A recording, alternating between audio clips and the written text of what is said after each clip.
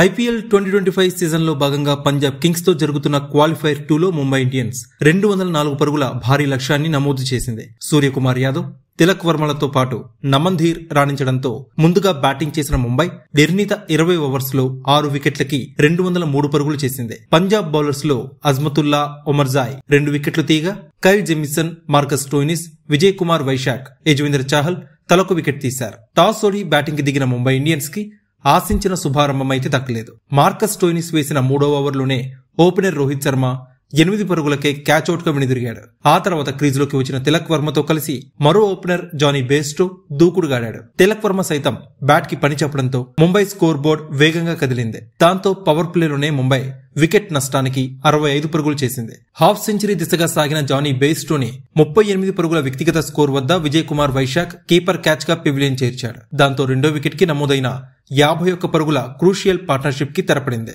ఆ తర్వాత క్రీజులోకి వచ్చిన సూర్యకుమార్ యాదవ్ తన జోరుని కొనసాగించాడు. భారీ షాట్స్ తో విరుచుకుపడ్డాడు. తిలక్ వర్మ సైతం వేగంగా ఆడడంతో 10 ఓవర్స్ లోనే ముంబై 100 పరుగులు పూర్తి చేసుకుంది. క్రీజ్ లో సెట్ అయిన ఈ జోడీని చాహల్ విడదీశాడు. హాఫ్ సెంచరీకి చేరువైన సూర్యకుమార్ యాదవ్ ని క్యాచ్అవుట్ గా పెవిలియన్ చేర్చాడు. ఆ వెంటనే తిలక్ వర్మని కూడా జెమిసన్ అవుట్ చేయడంతో 3వ వికెట్ కి నమోదైన 72 పరుగుల భాగస్వామ్యానికి తెరపడింది. ఆ తర్వాత హార్దిక్ పాండ్యా, నమన్ధీర్ ఇన్నింగ్స్ ని చక్కదిద్దే ప్రయత్నం చేశారు. కానీ హార్దిక్ పాండ్యా 15 పరుగుల వ్యక్తిగత స్కోర్ వద్ద ఉమర్జాయ్ బౌలింగ్ లో కీపర్ క్యాచ్ గా పెవిలియన్ చేరాడు. హార్దిక్ పాండ్యా అవుట్ అయిన నమన్ధీర్ దూకుడుగాడాడు. ఆఖరి ఓవర్లో అతన్ని ఉమర్జాయ్ అవుట్ చేయగా రాజ్ బవా జట్టు స్కోర్ ని 200 పరుగులు దాటించాడు.